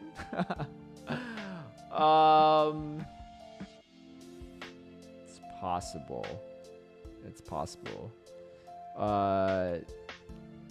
I'm blanking a bit. I'm blanking on the name. I'm blanking on the name, but I'm almost positive I know who you are. Give me a hint with like the first letter. And I might remember it. Let me pre Glyspot beats Azumarill with Fury Cutter. Okay, let's take a look at this because Fury Cutter numbers are out. That does change quite a few things, actually, if that's the case. All right, let's run a rank 1 to rank 1. How about that? Aqua Jet. That's actually kind of nuts if that's the case. It only wins the 2s. It loses the 1s and 0s, but that's pretty good. That's pretty good. Okay, but let's take a look at it with Shadow Claw. Shadow Claw also wins the 2s. So it's really no different than now, right? Like, you're looking at the same matchup simulation, you know, so Oh, sorry. Yeah, my bad. No, I 100% remember. I hope you're doing well. I have not played Among Us in years. Actually, honestly, the last time I played Among Us, you probably were there watching. But yeah, that was one of the most fun times, especially during the pandemic. Hope you're doing well, though. Welcome, Blue. I will remember for next time. Steven Mason. Among Us is in 3D now, so much harder. Yeah, I heard the VR version. I've seen VR versions too. That also was kind of good. I love that Jelson picture shows both the guy and the girl. It makes it look like a pair of Pokemon. Yeah, so is Gastrodon, actually. Wicktuff looks so solid against everything above B right now. Well, yeah, let's take a look, because Wicktuff will resist bug damage as well. Wicktuff, it's just like, it's definitely like more easier to run in GBL. It's ranked 92 overall. There's a lot of still poison types. The Metal Sound buff probably hurts it a bit, but realistically, how many Metal Sound users are you really running into, right? I'll put it here. I'll put it here. I think it's solid. But it's just like one of those Pokemon that you have to kind of like muscle through a lot on. Fortress. Let's take a look at that one. Number 2 overall. Bug Bite, Rock Tomb, Earthquake. Being the most reliable answer to Drapion right now makes it really, really solid. So I'll put it here. I think it's really, really solid. Diggersby as well, right? Another answer to Drapion. I think Diggersby is going to be super strong right now in this meta. I think it's going to be super, super strong. Because it's going to beat this. It's a hard answer to this. And Corsola, which I think is also going to be really strong. It's a hard answer to Galarian Corsola. Galarian Corsola is ranked number 5 overall. And I think that's for good reason. It just wins too many neutral matchups. Galarian Corsola is going to be kind of disgusting. I need to go back to trading them. Yeah. What was the reason why Galarian Corsola wasn't as relevant this season? Is a real question. I think Credilli being able to beat it is part of it. Drapion was pretty popular. I don't know. Galarian Corsola, I think, was still good this season too. Just not enough people used it. I think it was particularly good. I think people just caught onto it too late, but it was really good. It's really good into Claydol. It's one of the best Claydol answers. Malmar. Malmar being super prominent made it a little bit hard to run for sure. But Malmar is going to be dropping usage a lot, which frees up Galarian Corsola quite a bit. Yeah, Galarian Corsola was disgusting. At Portland, I got absolutely cooked by Boglish running Galarian Corsola. I was like, I needed, like, when we both dropped to loser bracket, I legit was like, look, I need someone to take him out for me, because if I get a rematch against him, I will 100% lose again. Like, there's no way he doesn't just 4-0 me on the day. But that was a really smart meta pick by him, actually. Fortress being meta hurts my soul. I've ignored way too many bind codes. Yeah. Glad I built my Shadow Diggersby. Yeah, I have a good Shadow one that's worth building. Galarian Corsola beats pretty much every bug. Galarian Corsola pretty much beats everything in neutrals. I don't know how many neutral matchups it loses to. Okay, let me take a look at it, right? Okay, its win rates, it's kind of nuts. All right, so let me... I'll just use the default IVs, right? So, Elusive Fur, obviously more Pyco. These are things that wall it off, right? Darks. Elusive Typhlosion, right? But Typhlosion is kind of nutty. Shadow Typhlosion. Moltres, Elusive, but that's a dark type. Elusive Superior, Typhlosion, Tinkaton, Dedenne, but that's the Dedenne with Parabolic Charge. We'll have to see how that goes. And I guess it loses a Clodsire somehow. That's actually kind of crazy. I thought Clodsire. And Alone Says I should barely loses to, but it has to be running Shadow Claw and then Lapras. And that's it. Literally 7 Pokemon in like neutral matchups. And the rest of it is just like hard losing matchups, right? I mean, that's a decent list, but you have a lot of play, right? And the thing is, those 7 matchups you have play into. You're not you know, it's not that bad, right? So, Corsair and Superior are neutral beasts. Yeah, 100%. The Corsair matchup was hurt by the... Oh, right. Yes, you're right. With the Nightshade nerf. That is a good point. That is a really good point. Yeah, because I was wondering that, because before I was like, what? And here's the thing. I've never actually run one myself, so part of that, it might be part of it. Okay, I'm going to reserve Clodsire for a little bit later, because I want to see how it matches up against the rest of the meta first, once we place it. Malmar is dropping a ton in usage. I think it'd still be okay. Here's the thing. Yes, the bugs kind of suck, but if Corsola is here, if Diggersby's here, if Lapras is here, and, you know, the occasional, like, Credilli, you're going to need something that answers those things. So I could see a world where the Malmar's still okay, but Galarian Moltres picking back up in usage is not going to be a good time for it. So that is something to watch out for on top of the bugs. I think honestly, the thing that hurts you the most is the Moltres buff, because you are going to have to worry about a bug no matter what, but it's the Moltres buff that adds another factor into it that makes it a little bit harder. But realistically, are you going to run Drapant and Moltres? It's possible. So again, it makes it tougher. Hey, what's up, Neon? Welcome in. Aster's Gouge is something I'm interested in seeing. Yeah. Can we check Tinkaton hard bug counter? Yes, we will. Let me check Dusclops real quick. Dusclops, Hex, Ice Punch, Shadow Punch. It is ranked number 4. It didn't get any buffs or anything, but with the bugs making its way here, I think it's quite solid. In fact, I think it's going to be fairly meta. So let's put it here for now. I don't know about this Metang, actually, the more I think about it. Let's keep it here for now, but this is a big question mark for me. Let's put Metang here. I think the Raccoon is more tested, but Metang is... it's something. I don't know. It's something. I remember being there for the last new season tier. Here we go again. Yeah. Big changes this time. I wish Gutsword is in this meta. It's just too much counters for it. Yeah. Dusclops also checks Diggersby. Yes. That's true. So alternate ghost type. But I think it loses a head-to-head against... yeah, Corsa it has to, right? Yeah, because Corsa definitely wins that one. But I don't know how close that matchup is. Let's see here. Corsola, you win the 2s. I mean, it's something, but yeah. So you have your budget Corsola option if you want. Dusclops is already pretty bulky though, so I do think that it's got some utility for sure. It just doesn't. Some of the matchups just not as threatening though.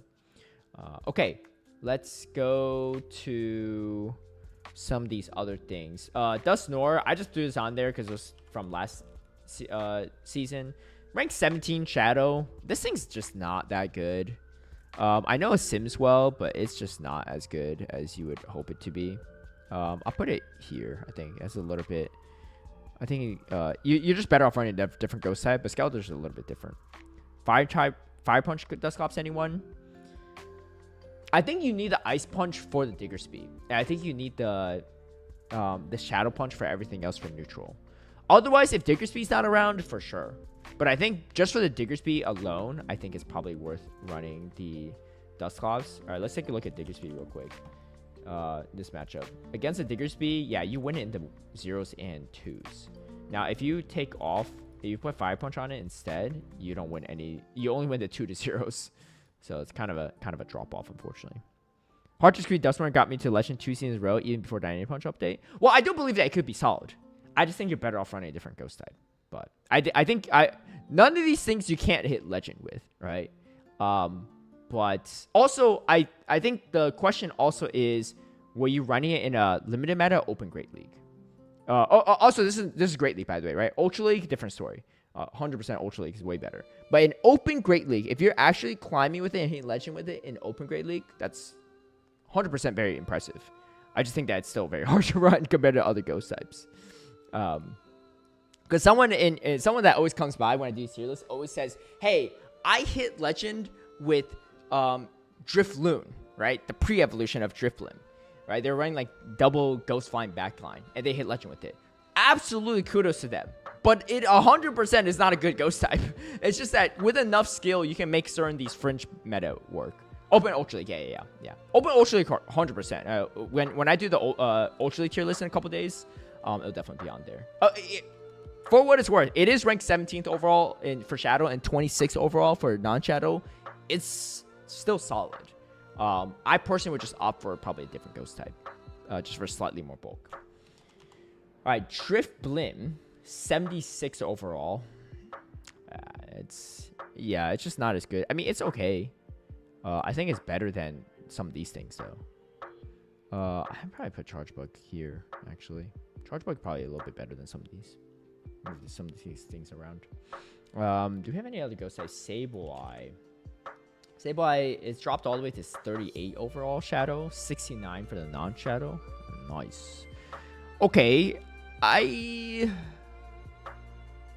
mean, this is the unfortunate part with Sableye is this is not resisting the bug types. It's just neutral, right? Because it's the dark type is hurting it a bit. I think it's okay. I'll put it here. I mean, I think it could be good in some situations. 100%. But I think it's not as good. I think it could be. I wouldn't be surprised if it becomes meta. But for now, I'll put it in fringe meta. Mystical Fire Drifloon, huge bug resist. Something to consider. That's true, but okay, here. But the thing is, if you look at these bugs, they're like water bugs, right? So let's say I'm genuinely curious, right? Because I don't know how this goes. Glycopod, right? Fury Card Glycopod, not Shadow Claw Glycopod. Shadow Claw would just roll it. So it wins the zeros, right? But loses the ones and twos. But, you know, that is a matchup it's not great in. But the fact that Glycopod even wins the zeros is kind of crazy. It's double resisting bug damage, right? But just the Aqua Jet is just way too much. Araquanid, let's see. If it's running Water Pulse Bubble Beam, okay, it only wins if it has a shield advantage. But it doesn't win the other matchups. So, yeah. But again, like, there's a lot of things that you could also counter it with, right? Okay, Fortress, actually, another good example, right? Because you're running Bug Bite here. But you have Rock Tomb for coverage. Oh, actually, not too bad. Okay. I'm running all these things with Icy Wind, by the way. I mean, with Mystical Fire against Fortress, it's actually way better. Well, no, it's actually about the same. The Drifloon beat Glycopod now that Glycopod is off Shadow Claw. It beats it in the ones and twos, but still loses the zeros. But I do think that if most of you are running Fury Cutter, like, this could be a niche pick. Again, these are things, all things you can hit Legend with still fairly reliably, as long as you have pair it with more meta picks. I just don't think it's as good, like, standalone by itself. Gligar. Let's take a look at this one, because Fury Cutter has made it back in the meta. Dude, how do we go from a year ago where it was all over the place and it's extinct for like 9 months, and then you bring it back for another 3 months and it's like top of the meta again? Yeah, Legend with Umbria. That's wild. Yeah, I mean, that's possible still these days. But Gligar is running Fury Cutter with Aerial Ace and Dig. And they did nerf Aerial Ace. Did they nerf Dig as well? I can't even remember. Maybe. But they definitely nerfed Aerial Ace. And they nerfed, what do you call it? Wing Attack. But with Fury Cutter, it's a lot better now. It's ranked number 8. Let's see what it beats. Glycopod, right? It's going to be the bugs. But also, honestly, if you land an Aqua Jet, doesn't that get kind of nasty here? Let's see. Yeah, you only tied the zeros. You win the ones because you get off the second Aerial Ace before they get to the Aqua Jet. Oh, wait, no. You lose. Wait, what the heck? You lose the Glycopod. Oh, wait, what? What is this even beating? Oh, sorry, this is a key loss. Beats the Dene, Clodsire. All right, so it's good in the Clodsire. It's a more reliable answer to Drapion being one of the more solid answers, which is nice. I don't know if I'm super convinced by this thing, though. But one Aqua Tail will do 52% health. That's a lot. You can't really safely come into this, right? So it beats Clodsire, obviously, Credilli, Jumpluff, but like these are things that like you might not see as much. It loses Diggersby. That's not ideal. I mean, you can only run so many ground types. Most people won't have one ground type. If you're losing to Diggersby, that's just not as ideal. I don't know. The Sims make it look good, but I actually am not super convinced on the Gligar. So where did I put the Gligar? Oh, right here. I put it fringe meta. It's simming really high, 100%. But I actually, it's safe. It might end up being one of those safe swaps again. All right, let's give it a little bit more respect to it. Let's put it here. But this could turn into the grunt pick of the season, where like it's good in GBL, but even then in GBL it's not the best at times, and also like you're worse into Zero now, right? With Fury Cutter instead of Wing Attack. So yeah. Should I build my rank 20 Shadow Gligar? Is it worth the rare candies? Wait, do you need rare candies for it? Oh, just regular rare candies, maybe. Yeah. They did nerf Dig. Okay, they nerfed Dig as well. Yeah. So I think it's okay. I think it will turn into a really good safe swap, and you might be able to grab shields or flip switch with it. But I think on like just head to head or counter swapping it into stuff might not be as ideal. That is one reason though that I think Marowak is much lower in the rankings, because it's not going to do great into Gligar, right? But I do think because it's one of the more reliable mud slappers, it could be okay at times. But not the best. I'll put it here. Yeah, I'll put it here. It's not like, there's still like way too many waters and stuff. I'll put it here actually. Yeah. There's just a bunch of things that are kind of old meta that I probably should just cut out at this point. Like Cresselia, so many bug types and stuff. So many things that just beat it these days. I'll put it here. I mean, it's still going to beat what it's supposed to beat, but there's just not enough targets for it. So I think that's unfortunate. But Corviknight is ranked really high at 3. I do think Corviknight is going to be super solid. So it loses this. It loses this. It has okay plays into these two. But I think it... Does it lose to the Fortress? I think it might lose to Fortress here, which is not ideal for it. But it's better than Fortress running Volt Switch. Yeah, Fortress beats in all evens.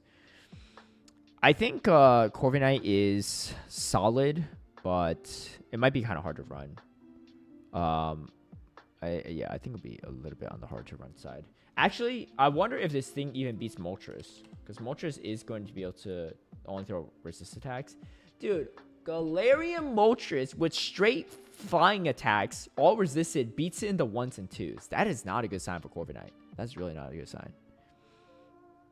Oh, 150? Okay. I would hold off for now. We also don't know if like Gligar might be a kind of more common spawn in the new season. So, what I think about Macargo? It's tough. I wish Macargo could be good, but it just not the best at times. It's ranked 144. I think the thing is, if you want to run an Incinerate user, a Fire type Incinerate user, Talonflame and Typhlosion are much better for you. So Talonflame is ranked 99. Still not amazing, but it's got a lot of good coverage though, especially into the bug types. And the thing is, it's solid into Diggersby. Obviously, it beats the Fortress too, but it's solid into Diggersby, which I think is going to be really solid in this meta. So I do want to give Talonflame some credit there. So I'll put Talonflame here. Typhlosion is going to be kind of nuts, actually. With all the Mud Slappers kind of gone, Typhlosion is ranked 174, but that... Trust me, the rankings are not accurate. Because if you 2-shield it, it beats so many things. It beats like this, beats this, beats this, beats this. You need to land a Blast Burn, but beats this, it beats this, it beats this, and 2 shields. I think it probably beats this because you're resisting that Fury card now, so it's actually even better. Beats this. Its Typhlosion is kind of crazy. Yeah, Typhlosion is something you need to 100% watch out for. So that is something that... I highly recommend you have some answer to, but it's just not easy to play because there's ways to play around it. But I'm telling you, there's that Typhlosion has like a lot of utility into this stuff. You know what? I'll put it here. The reason why I'll put it here is because a lot of people don't know how to utilize Typhlosion properly. But really good players that do know how to utilize it properly can really take advantage of it. But I'll put it right here for now, because I think it is one of the harder Pokemon to use if you don't know how to use it properly. Talonflame kills Fortress in like 2 hits, right? Yeah, pretty quick. Typhlosion, probably even faster. I like Corviknight 0 shields. Yeah. But yeah. So Corviknight is a very high skill Pokemon, because it doesn't hard beat much outside of Tinkaton, but it does have a lot of neutral play into things. I'm glad Marowak is going to be as common. Yeah, I don't think Marowak is going to be super common. And if people try to force it, like it won't have as much utility. Tinkaton's ranked 28 overall. I mean, the fact that it beats Corso is kind of nice, right?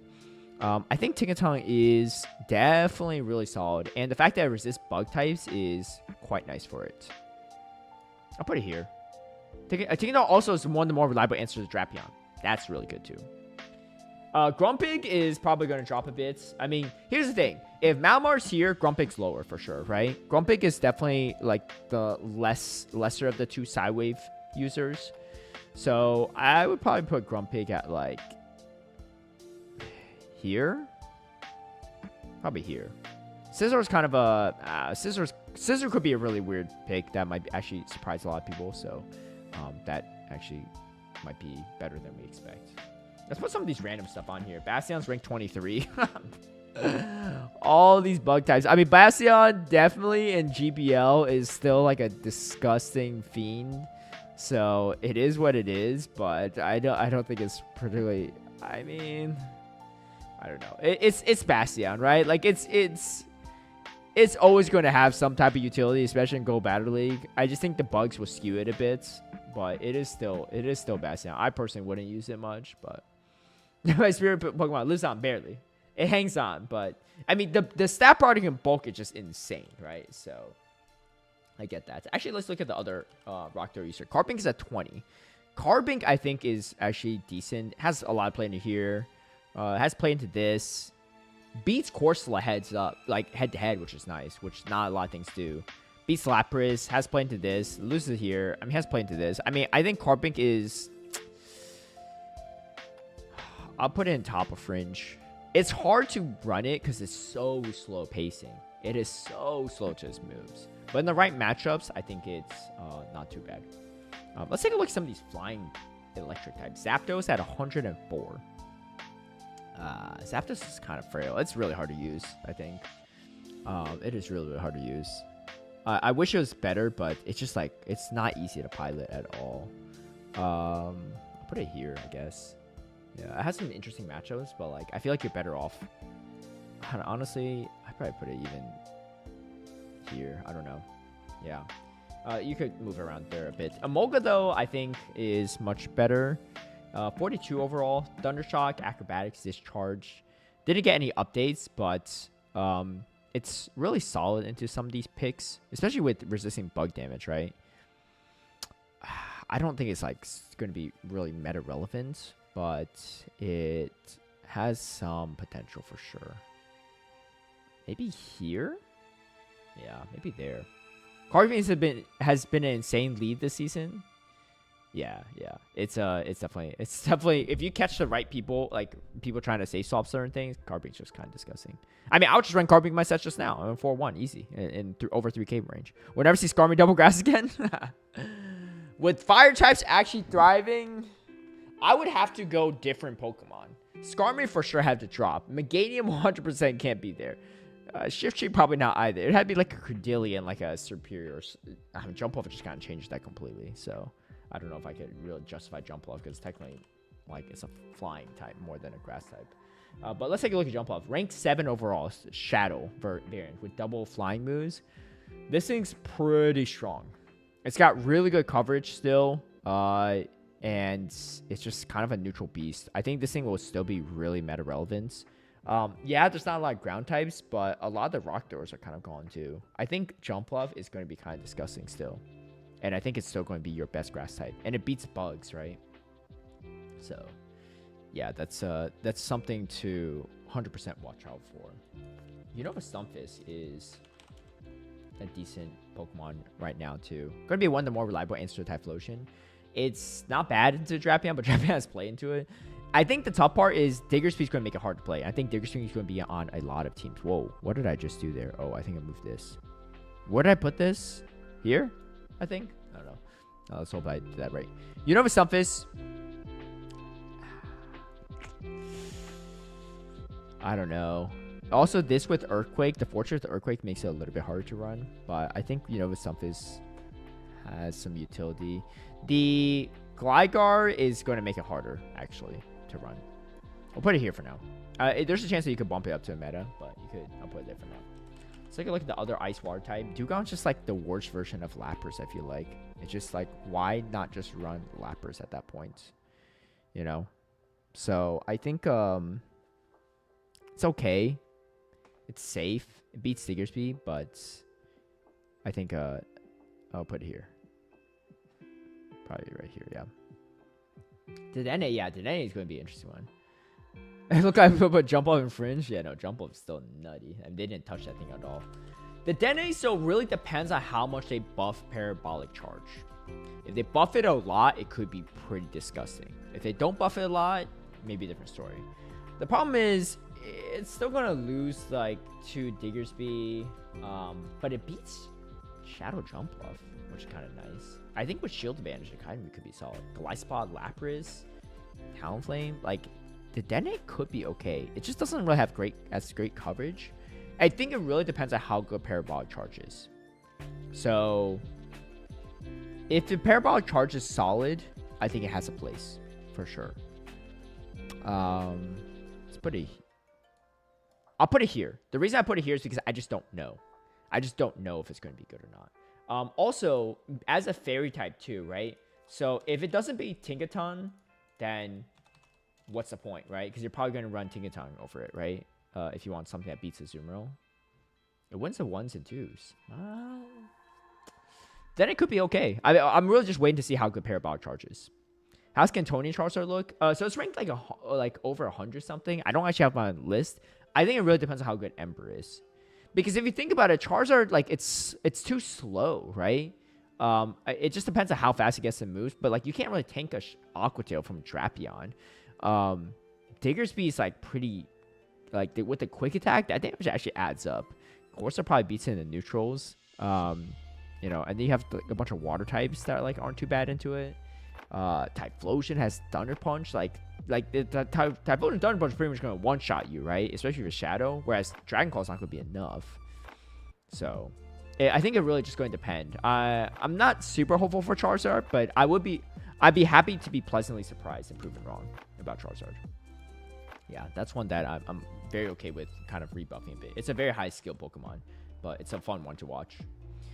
Someone pilot really well. For Alligator, I think is still going to have some utility for sure. Especially if Corsa picks up in usage, right? That Shadow Claw damage is always something. I'll put it here, I guess. I'll put it here. Blastoise kind of like is a little bit more solid into it, but I do think it still has some place.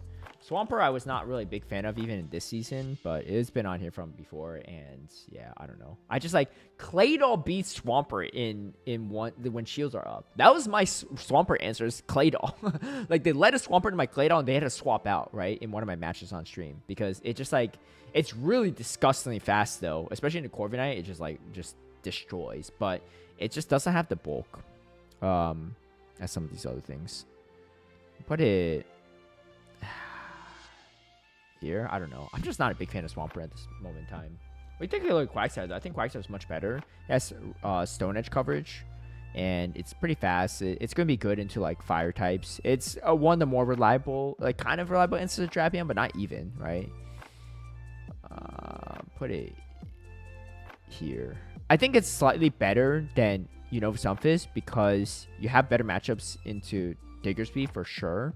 What was I scared of for Unova Sunfist? Oh, Gligar. Right. You have better answers to Gligar. You have better matchup with Gligar. Feraligatr could be get Shadow Claw nerf, but it just got Power Crept instead. Yeah. Feraligatr never got touched, right? They never nerfed it since it got Shadow Claw. They never touched it. They never buffed it either. And it was like not that good a year ago during the Worlds and NAIC meta last year. Then it got super good because they nerfed Vigoroth and Lickitung and Lantern. And then now it's like not good again because like Lapras is here and like Blastoise is like solid into it. It just got Power Crept. Yeah. Speaking of things I got Power Crept, I mean Dunsparce definitely did get slightly nerfed too. So rollouts, they're just better normal types honestly at this moment in time. There's just better normal types. I also put it here. Maybe even worse. I don't even know. Like, it's just I don't remember the last time I lost to a Dunsparce. I've seen it in GBL, and just like every time I see it, I feel like they're just like a little bit out of the loop. All right, there's 2 Fortress down there for some reason. I'm not sure why. Guzzlord, also something I kind of like isn't not as relevant. I mean, it's taking super fight from bug types too, right? So don't love that. It beats Galarian Corsola. It is a reliable Drapion answer. I will give it that. But I don't think it's as good anymore. Yeah. Yeah, unfortunate. I love Dunsparce still higher than Umbreon. Yeah. Honestly, the typing. Just into what you actually see in today's meta, like, this is still better. Like, I was thinking Lapras, like, you resist Sidewave, but, like, you have super effective rollout and Rock Slide for that even, so. Other Dark types, too. Mana Buzz. Number 12 overall. I mean, it's resisting. It's taking neutral from bug damage because it cancels each other out. Galarian Corsola being meta relevant is nice, but Diggersby beats it with quick attack, so it's kind of weird. I don't think it's actually going to be amazing. Drapion's kind of weird into it, like it's kind of quick into it too. I'd put it like here maybe. It has a little bit better play, but like it's just not great, honestly. Yeah, give me plus Fly since Utopia meme. If it had Fly, dude, just straight to the top of the tier list. Morpeko, another dark type. Always something that's kind of hard to use at times. With more bug types around, it's definitely going to be a little bit harder. I'll put it here, though. It has really good matchups, especially in GBL. When it's, like, on a roll, it's on a roll. It is on a roll when it's, like, really good. But I think these also all equally have a lot of play in GBL. Maybe I'll put it here. Yeah, Morpeko's only one of those Pokemon that, like, in the right situation, it is not fun to be against. I think that does it for all of our dark types. Let's take a look at Golurk. That thing's like been like buffed, but like not been as solid. It's kind of like wades back and forth a bit. I'll probably put it. I don't even know. Here? It's hard to say. This Scizor might be a lot better than I anticipated it to be, so just be on the lookout for that one. But it is still quite frail. Another Mud Slapper, Gastrodon, I think is one of the more reliable answers to Drapion as well. But let's see how it matches up. Okay into these things, kind of. It's just like, doesn't hit very hard. I mean, obviously loses. It's good into a lot. It's pretty safe into a lot of the meta, actually. I will give it that. And it has the Body Slam for the bugs, so it's not like completely lost there, but it's not great. It's a harder to use Mud Slapper, but I think it's probably going to be better than Unova Stunfisk if Gligar picks up in usage. So, yeah. I think these two are like kind of similar, though. What do you think is going to be the best set for Scizor? I think it really depends on how good Fear Cutter is. Oh, wait, no, we know Fear Cutter. We know Bullet Punch, too, actually. I think if we're looking at the meta, it depends on what the rest of the team looks like. But I think Bullet Punch is the recommended moveset, which I think Bullet Punch is just slightly better, right? Let me take a look real quick at the moves. So we know what Bullet Punch all right, so let me take side-by-side comparison. Okay, Bullet Punch is 3.5 8 damage and 7 energy. Damage per turn is 4. Energy per turn is 3.5. Fear Cutter is damage per turn is 3. Energy per turn is 4. So, honestly, Bullet Punch is probably the slightly better one. You get slightly better energy generation from Fury Cutter. They're both viable, I guess. But, yeah, Bullet Punch is a counter clone. So, I don't know. Yeah, the more I look at Scizor, I don't really love it. I think it's just too frail. But we have all the values on Fury Cutter and stuff, so we should know exactly how it'll pan out. All right, Toxicroak, which always is kind of a bulk machine in these neutral matchups. You just lose to too many of these top meta picks. It's still solid. It's a really good pick, but I think it's a little bit on the slower end. Whereas Tentacruel at least could be on the slightly faster pacing end. I'll put it here. I think there's a chance that Tentacruel might be over. Well, let me see. Tentacruel actually is ranked even lower. Tentacruel actually, I think, is actually worse here. Let me actually move Tentacruel a bit further down. Yeah, let me move this. I'm not as impressed. You lose the poison jab damage too, right? Or the pressure.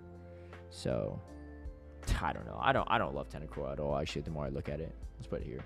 Looks like Swallow got a little bit worse, even though it's good into bugs. Yeah, Swallow is all the way at 103. I didn't even include it here because I just think like it's kind of come and gone at this point. Something that I have been underestimating though is Furret. That thing is actually pretty disgusting in certain situations. Beats Stickersby if you have shields and you counter swap it, right? If head to head, obviously you just win it, but if you're behind that energy, you can still beat it. Beats Corsola. Doesn't win against this. I think it's okay. I'll put it here. I think it's okay. It's definitely got an argument for maybe even being in a meta pick. But because this is not running Shadow Claw anymore, it's a little bit harder to run it. Yeah, I don't think it's as good as it used to be. Yo, you know what's a really fun Pokemon to really show how much power creep there is? Registeel. They barely touched it. I think they like slightly nerfed Zap Cannon like a year ago. But like barely touched it. And that thing's all the way at 84. It's still always going to be like a decent pick, but it's just way too hard to use in this meta. It's so hard to use. I think it's worse than Bastion even. Bastion can at least RPS some people. Your spice picks are basically all meta now? Oh man. The world's first Metang user probably. Okay. Yeah. Registeel. It's kind of dropped off a bit. Other steel types. Steelix. 18th overall with Thunderfangs. I think it's okay. I don't think it's like hyper meta though, because it's kind of hard to use at times. But I think it could be okay. I mean, it's ranked really high, right? But I don't actually think it's that good. I'll put it here. I actually think Bastion has a little bit more utility than Steelix. But Steelix just like, I don't know. It can't really force switch a lot against a lot of things these days. Yeah. Definitely vibes to Umbreon. For sure. I know some people were curious about Dragalge. Take a look at that one. 58 with Acid. This is with solid Acid estimates, but it could always change for sure. I don't love its coverage as much, you know? It's okay, but if you have, like, there's a lot more ground types and stuff, and I don't know. It's got to be on the more fringe side. Let's put it here. But we'll see. I mean, again, always open to change down the road. 4 steals together, Bastion. Yeah, sister. Yeah, I separated. I actually, yeah, just when you said it, actually. Kind of my rankings of how the steals look. Alolan Sandslash is at 78 with Shadow Claw. It's got some utility here for sure. I mean, just if this is popular, it's just problem is the Lapras is so strong right now, so it's a little bit hard to use. I'll put it here though. It's got great coverage though into Gligar, and I don't know. It's not bad. It's just not good. I think this Quagsire might be a little bit better though. Actually, I'll put it here for now. I think Quagsire has a little bit more utility. Maybe even Gastrodon. This is just too hard to run right now with Gligar, I think. If Gligar actually picks up in usage. You cannot get Dusclops to feel good. I get beat by it, but when I use it, it feels like Damage Sponge. Dude, that's exactly how I feel about Glycopod. Until this past Go Battle Week, I was just constantly losing to that thing, and I didn't know how to team build with it. Yeah. But, yeah, those Pokemon, yeah, those are pretty good frustrating. I'm just like, because when I use it, I'm like, what is happening here? But, that's just how the cookie crumbles sometimes. All right, Spirit Tomb, Sucker Punch, Rock Tomb, Shadow Ball. Yeah, I mean, this one is kind of falling apart a bit, especially after some of these, like, I don't know. It looked okay at times, but then it just, like, never really came to fruition. I'll put it, I don't know, here? Yeah, it's kind of weird. That beat me, but I use it myself, yeah. Sometimes it just takes the right team to do it. Have you tried running the exact same team that they beat you with? Because that might be a key to success. But I haven't tried that myself. I'll try to team build myself, and I'll just build like an absolutely awful team with it and just not find any success. Galarian Weezing at 32 overall with Shadow. It's okay. I mean, Brutal Swing against Galarian Corsola is something, right? Just not great in Digger Speed and stuff. It's solid. I wouldn't put it in meta, though. I think it just depends on how you're building your team. But also, like, Ting Tung just seems like it's slightly better. I don't know. Let's put it here, I guess. You know, with some fish, I might just be underestimating a little bit too much. I don't know. It's just like, it might be okay. How I feel about Claydol, too. It feels so slow to get to moves. Yeah. Claydol is actually busted, though. If you, like, 4 shields with it, just double shield it. Like, if wins switch against so many things, it's kind of crazy. When I was safe swapping in one of the Open Great League metas, it was kind of nuts. But sometimes you just get hard counter with like a Sableye for Alligator, right? But against most things, you guys should just force shields and win switch. Togetic, Fairy Wind, Psyshock, Dazzling Gleam at 48. I don't know. I think it's kind of a bit too one-dimensional. Plus, if Metang's actually really strong, then this thing's going to be completely walled off by Metang. I think it'll go maybe like here. Yeah, Togetic's kind of a weird one. I actually don't even like it that much. I'll put it here. Togetic is very underwhelming. Yeah, obviously if you get into the right matchup, it's fine. But like, it's just I don't know. I don't. It feels like the Corviknight of Fairy Flying, but worse. Okay, let's take a look at some of these fighters. Primeape has dropped a lot in usage or utility just because of bug types being buffed. I think it's still solid. If you need a fighter, I think it's still very, very strong into a lot of things, right? I wouldn't be surprised if Primeape actually picks up a bit in usage. I'll put it here, I guess. It's not bad into a lot of these top meta picks. You know, obviously the bug types are going to beat it, but it also resists bug, so that's just that. Does Jump Off have to be Shadow? Well, as a comparison, this is obviously PvPoke, and you know it's not like fully like shows everything. But Shadow's ranked 7th overall. Non-Shadow's ranked 81. There is definitely a big difference there. And a lot of times, like, the non-Shadow can also tank an Ice Beam from Azumarill, so it's not like you're really saving too much by having extra bulk. But the Shadow Acrobatics almost one-shots Drapion.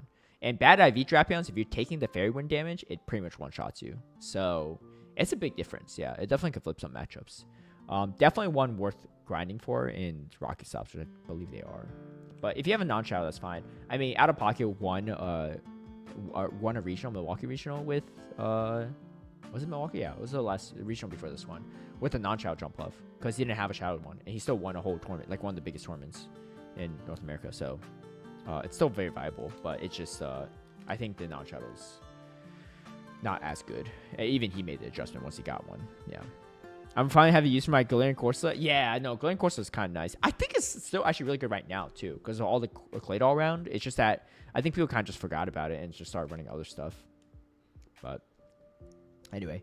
Okay, Alolan, it did get nerfed this season, too, compared to last season. So, but this upcoming season, I think it just has a stronger place in the meta. Alolan Marowak is at 54. The problem is, again, a lot of these bug types outside of the Fortress are, like, still taking only neutral from fire. I don't love this pick. It's, yeah, I don't really like it that much. Put it here. I think that's where I put it last time, too. Metacham is kind of really falling off a bit. This thing is just not as good as it used to be. Every time I see it in GBL, I usually just beat it. It's just not as good as it used to be, unfortunately. We'll put it...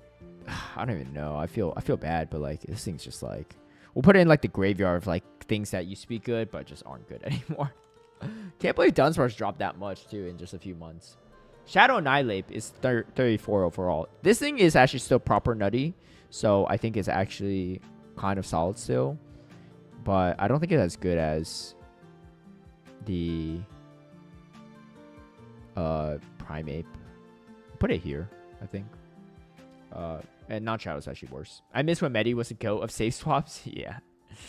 Not anymore. All right. And then the very last Pokemon we're going to put down is Clodsire. Ranked number 1 on PvPoke. With Sludge Bomb, Earthquake, Poison Sting. If you want to run it with Stone Edge, it's ranked 14th overall with Stone Edge, Earthquake, Poison Sting. That's kind of crazy that both movesets are still ranked really, really high. Now, let's really take a look at this and see what we got here. Because we got...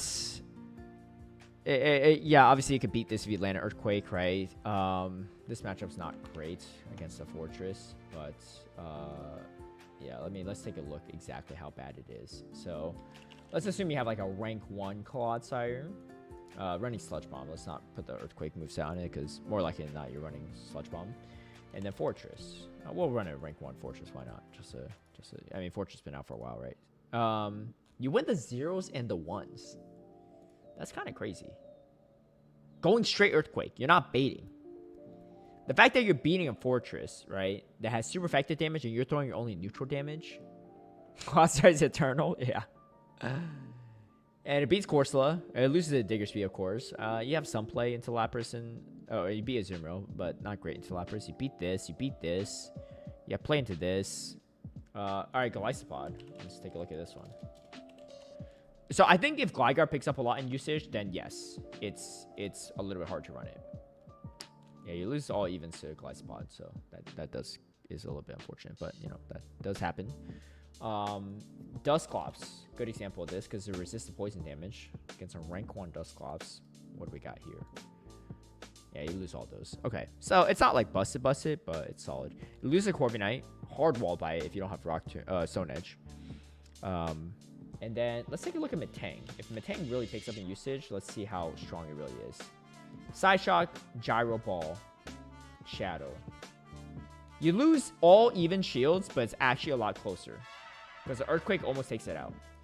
And yeah, I mean, you're going straight Earthquake, no baiting. You almost take it out in 1s and 2s. That's actually not that bad.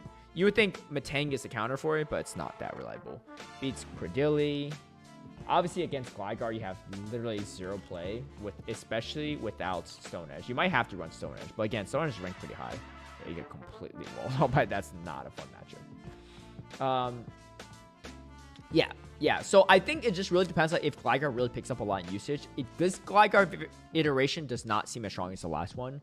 So I think because of that, Clodsire is still pretty solid. And also, let's not forget, Inadequate's got 2nd place in the world last season in a Gligar meta with a Clodsire on the team.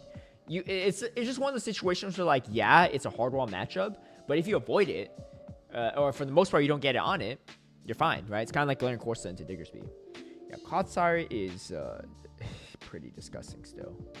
We'll put it here. Yeah, I think Clodsire is going to be still disgusting. So definitely something to watch out for in this meta. But I believe that's it. Yeah, that's going to be the tier list. I like how it looks overall. Obviously, I am prone to being wrong by making these predictions, especially before we have all the energy values. But this looks pretty good to me so far.